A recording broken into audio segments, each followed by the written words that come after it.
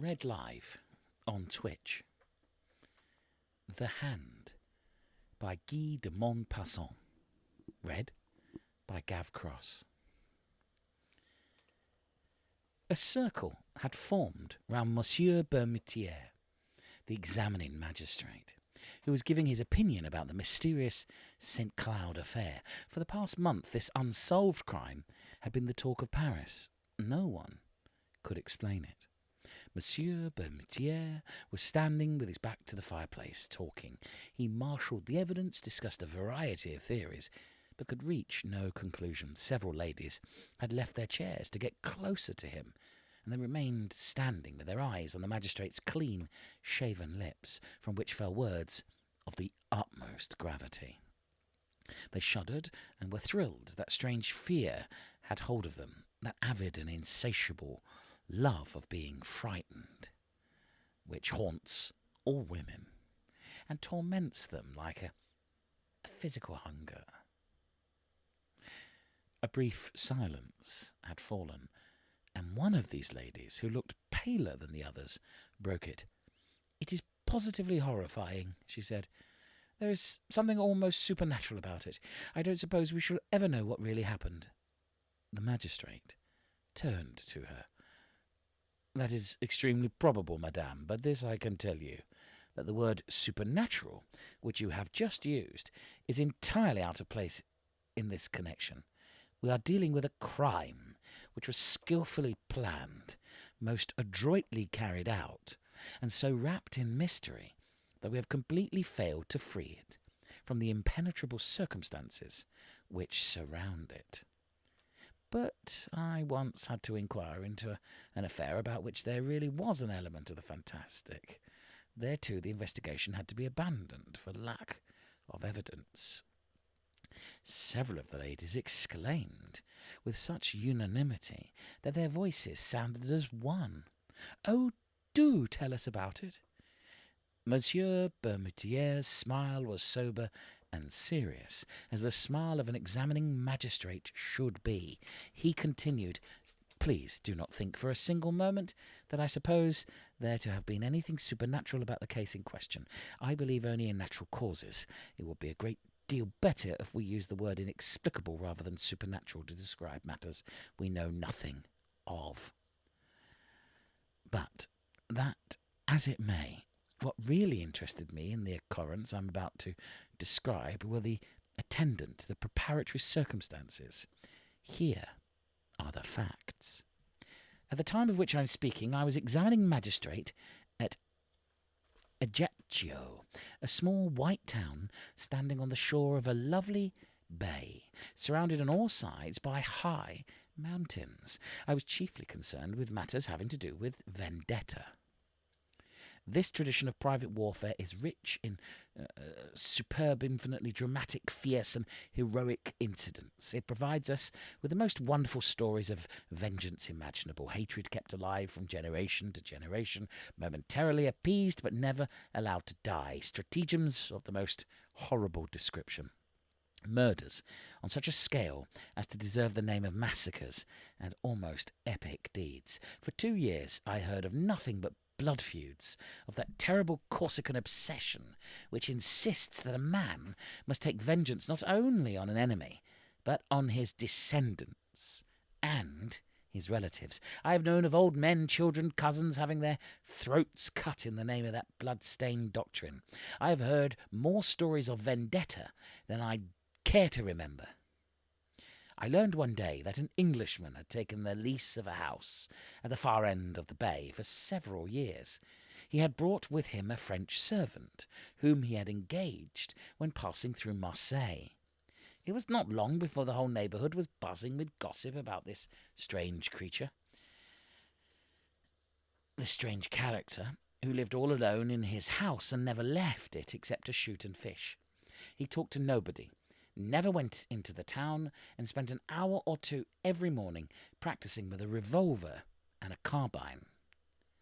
He became the subject of many legends. Some said that he was a man of high rank who had fled from his country for political reasons. Others that he was hiding in order to escape the consequences of a detestable crime.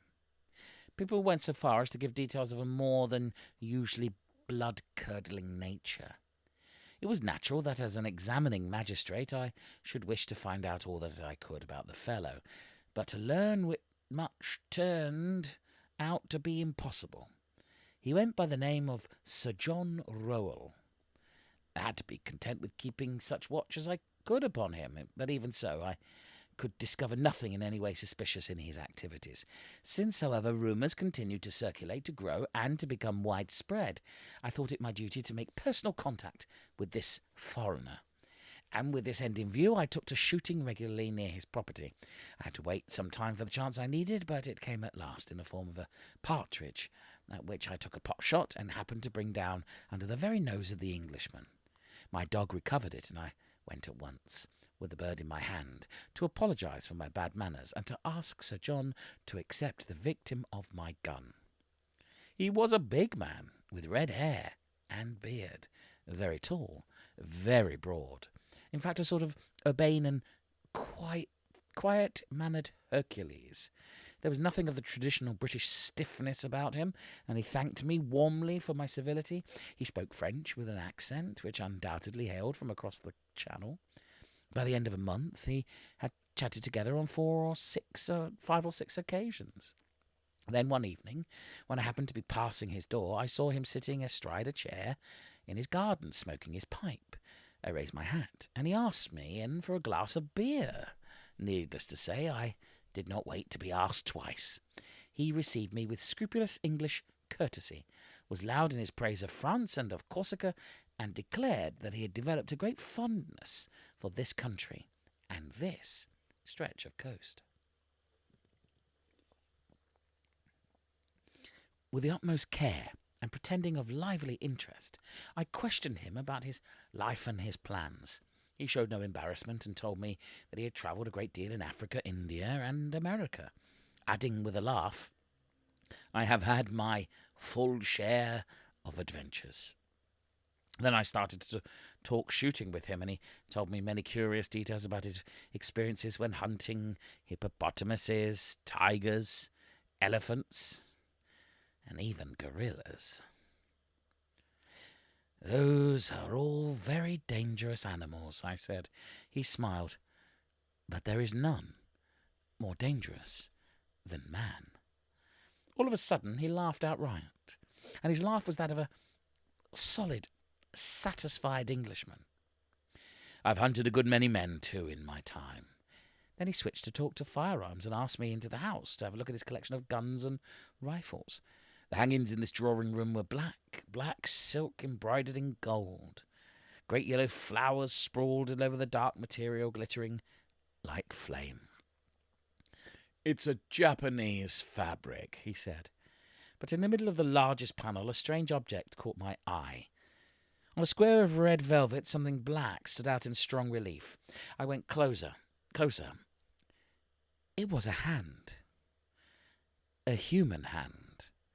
Not the hand of a skeleton, white and clean, but a shriveled black hand with yellow nails. The sinews had been laid bare, and there were traces of dried blood, like a scab, on the bones, which had been cleanly severed about halfway up the forearm.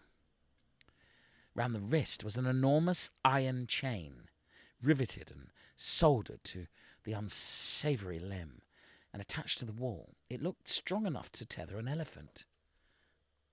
"What is that?" I asked. With complete composure, the Englishman replied, "That belonged to my best enemy. Comes from America, cut off with a sabre, and the skin scraped away with a sharp stone, left to dry in the sun for 8 days. It was a bit of luck for me, I can tell you." I touched the grisly relic, which must have belonged to a man of tremendous size. The abnormally long fingers were attached to an enormous sinews, to which in places strips of skin were still adhering. Flayed like that, the hand was a disgusting sight, and seemingly bore witness to some act of savage vengeance. I said he must have been very strong. Very quietly My host replied, "He was. But I was stronger. I put that chain on to hold him down." I thought he was joking and said, "But there is no reason for the chain now. That hand isn't going to run away." In a perfectly serious voice, Sir John Rolls said, "It was always trying to get free. I had to chain it." I shot a quick, inquiring look at him. Was he, I wondered, a madman or just a practical joker? But his face remained inscrutable, calm and benignant.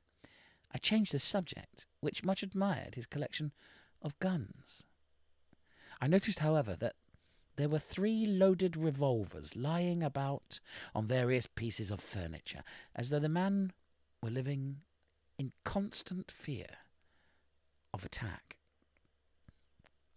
I visited him on several occasions. Then I stopped going. The locals had grown used to him, and nobody now gave him a thought. A year went by, and then one morning towards the end of November, my servant woke me with the news that Sir John Rowell had been murdered during the night. I went to the Englishman's house with the chief constable and the captain of the gendarmes. The dazed and distracted valet was blubbering at the front door. I immediately suspected him, but he was, as it turned out, innocent. The identity of the murderer was never established. On going into the drawing room, the first thing I saw was the body of Sir John lying in the middle of the floor. His waistcoat was torn open, and one sleeve of the coat was hanging by a thread. There had obviously been a fierce struggle. The Englishman had been strangled. His black and swollen face was horrible to see, and in his eyes there was a look of the most appalling terror. There was something between his clenched teeth, and his neck, pierced in 5 places by some sharp instrument, was covered in blood. A doctor joined us. He made a prolonged examination of the finger marks on the dead man's neck, and then uttered these strange words. "Looks to me as though he's been strangled by a skeleton." A shiver went down my back, and I looked at the wall where I had once seen that dreadful flayed hand, and it was no longer there. The chain had been broken and was hanging loose. Then I bent over the corpse. The object between his teeth was one of the fingers of the vanished hand, but cut, or rather bitten, through at the second joint. A search was made, but without producing any new evidence. Not a door nor a window had been forced. None of the furniture showed signs of violence. The 2 watchdogs seemed to have slept through whatever had happened. Here, in brief, is the gist of the servant's deposition. For the last month, he said, his master had seemed to be uneasy and on edge. He had received a number of letters which had been thrown on the fire as soon as they had arrived. He frequently took a hunting crop, and, in a fit more of madness than of rage, had lashed blindly at the withered hand, which, at the moment of the crime, had been spirited away from its place on the wall. No one could say how. He went to bed very late, and was careful to lock all the doors and windows. He always had some weapon within easy reach. He would frequently speak in a loud voice during the night. He seemed to be quarrelling with somebody. On the night in question, however, he made no noise, and it was only when his servant went into his room to open the shutters that he found Sir John murdered. He could think of no possible suspect. I communicated all I knew about the dead man to the civil authorities and the police. The whole island was combed, but without result. About 3 months after the crime, I had a most terrifying nightmare. I dreamed that I saw that horrible hand scuttling like a scorpion or a spider along my walls and curtains. 3 times I woke up, 3 times I fell asleep again, and 3 times I saw that hideous relic galloping around the room, moving its fingers rat-like legs. Next morning it was brought to me. It had been found in the churchyard or on St. John Rowell's grave, for in the absence of any discoverable relative, he had been buried on the spot. The index finger was missing. And that, ladies, is my story. I know nothing more. The ladies were horror-stricken, pale and trembling. One of them exclaimed, "But you have suggested no solution, no explanation of the mystery. I am sure none of us will sleep unless you tell us, at least, what you think happened." The magistrate smiled, and his eyes remained severe.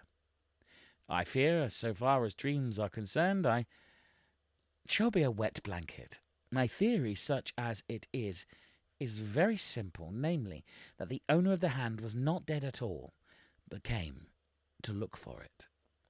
What he did, I have no idea, but I'm inclined to think that the whole affair had something to do with a vendetta." "No," murmured one of the ladies. "That can't be the explanation." The magistrate, still smiling, concluded, "I told you that you would not like my theory." The Hand by Guy de ManP. Read by Gav Cross.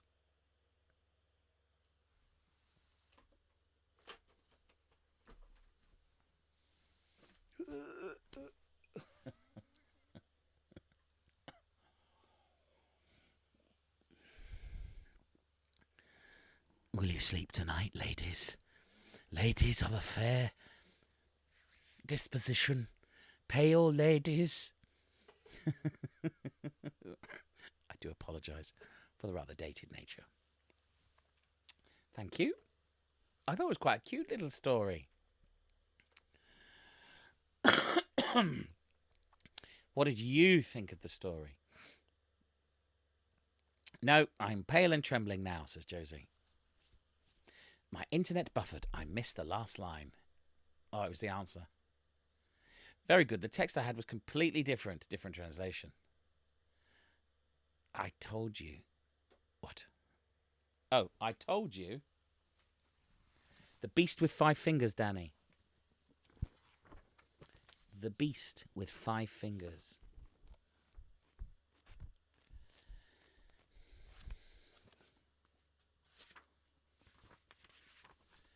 The last line for Gigi. "I told you that you would not like my theory." Hello, Jez. Don't worry. I only caught the second half. Yes, I was going to mention that. The beast with five fingers always used to be on the telly. And then there was another film with, I'm sure with Ray Milland.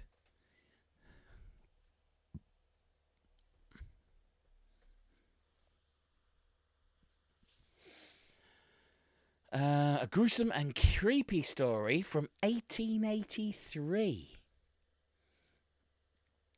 1883. But, as was mentioned, it's a nice...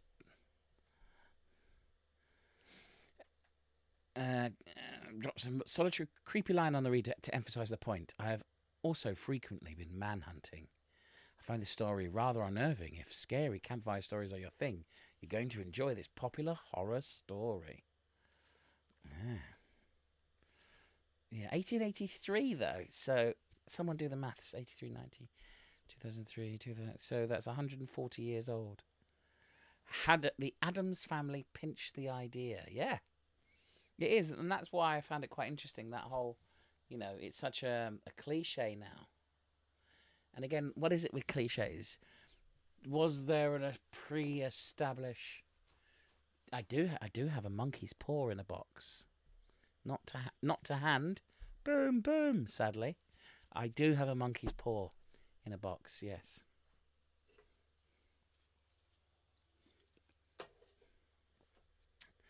I'll have to dig it out. What are there other stories with a hand in it? I mean, it is a classic image now, but did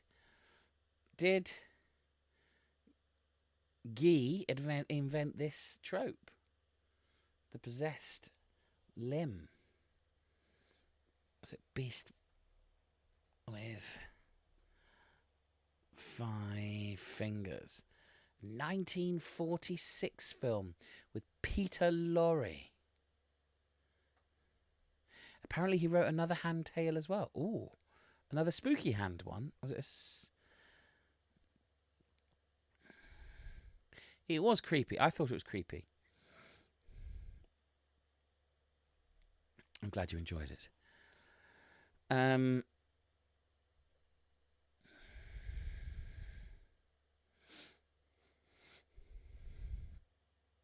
Peter Lorre was a scary. Fists of Fear, severed hands in films ranked. Oh, very good, Link. And so number 10, and now the screaming starts.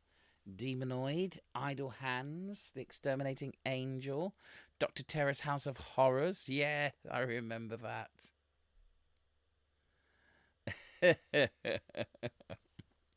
Addams Family, The Hand, 1981.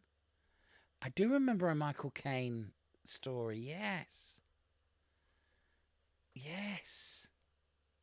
The Devil's Hand, The Beast with 5 Fingers at number 2, and of course The Evil Dead.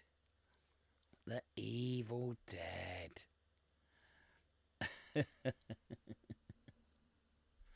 The Beast with 5 Fingers, 1946, having already attached a murderer's hands to a maimed pianist Stumps in Mad Love. Peter Lorre is stalked by another pianist's hand, which plays one-armed Bach, scuttles around the library and won't let up, even when Lorre hammers nails through it and throws it on the fire. The effects hold up well, but the best effect of all is Lorre's face. He really makes you believe a severed hand can scuttle. That's a great word, isn't it? Scuttle. The scuttling hand. Have to hand it to you. What good work, Gav. That was a creepy one. I thought it was a creepy one. I remember the Beast one, the hand chasing someone and then stabbing it with a fork. I think it was a piano player, yes. Guy de Maupassant's The Hand is one of his 2 tales about severed hands that can kill, while the other, The Flayed Hand, is more detailed, mysterious look at the phenomena. The Hand is a simple, straightforward story about the danger a severed hand can present. Yeah, I think we all need to take more consideration of the danger of what having a severed hand on your wall can bring. Have you got a severed hand alarm in your house?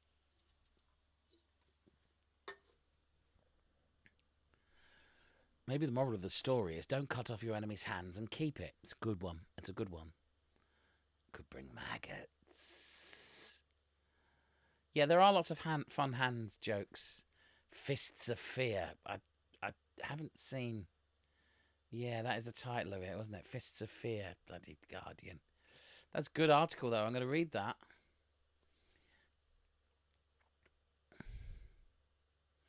Can't believe I forgot Evil Dead. Need to arm yourself. That's good. That is good. Come on, I'm going to palm off the responsibility of hand jokes onto you lot.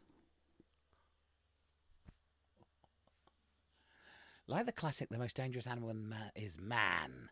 Men trying to prove that they're keeping hands in the... Yes, it is. It is that... I mean, there was no...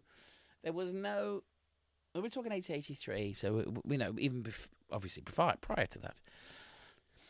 Literature for thousands of years has offered sophisticated opinions upon humanity. But there was no...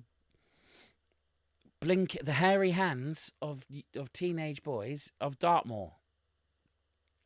The hairy hand is a classic trope of the picking up somebody by the side of the road, isn't it? The old lady by the side of the road that has hairy hands. Yeah, there's no kind of... It was very macho. Guns and hunting and shooting.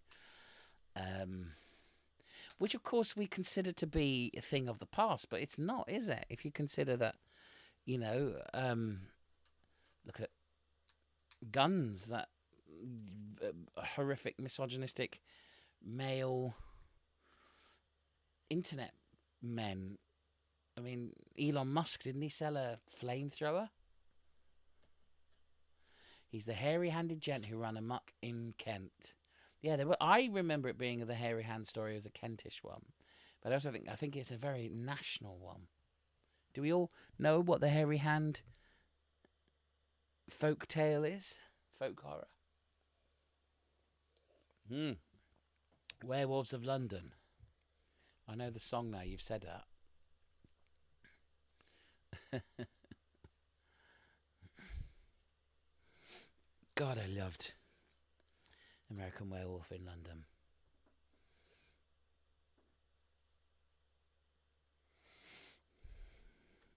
I was too young to see it at the cinema. It was one of those early VHSs, wasn't it, that got passed around. It was something you had to see. The Dartmoor one was newlyweds breaking down and the wife being left alone in the car. You've not seen American Werewolf in London? It's a great film. It's a great film. I think it still stands up today. Anybody else with me on that one? Disembodied hairy hands claw at the windows. Oh my God. It is funny. It is well made, and yeah, it's a great film. So far, all the men aren't saying they like it. I wonder why. Devil makes work for idle hands. That's a good old saying, isn't it? Isn't there an old story where somebody jumps on top of the carriage or the car and they chop off the hand and the hand falls into the lap, and the hand is, it's supposed to be this old witch, this old woman, but it turns out to be like this hairy, tattooed hand. So, the suggestion being that they were at great risk from this innocent they thought they were helping. I don't think I have a particularly feminine hand, but I don't think I have a particularly masculine hand either. It's not a hairy hand, is it?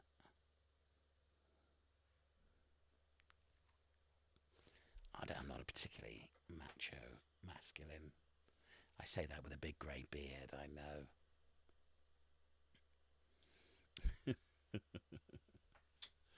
Did we like that story? Did we like Guy de ManP? Yeah, keeping hold of your chopping hands. Yeah, Empire Strikes Back. Spoilers. Doctor Who. Severed Hand. Doctor Who. Empire Strikes Back. Monkey's Paw. I saw a magic mummy's hand in a museum. I've seen a mummy's hand somewhere. I've seen, yeah. They were a talismanic.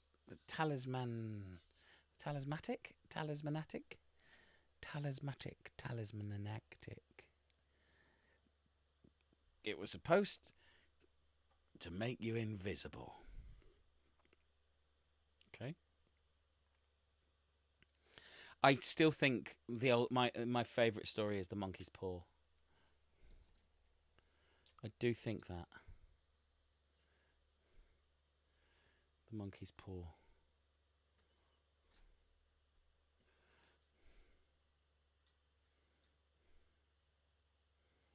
Just thinking about the monkey's paw for a bit there.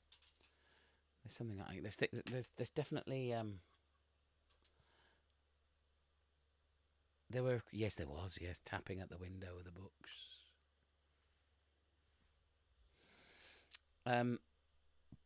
Do you remember in about the 80s, maybe late 80s, early 90s, there was a craze of having like a fake hand on with a fake shirt that you would put hanging from the back of your boot. Yeah, it is very intense, that monkey's paw. That's why I like it. I think it is the ultimate. But of course,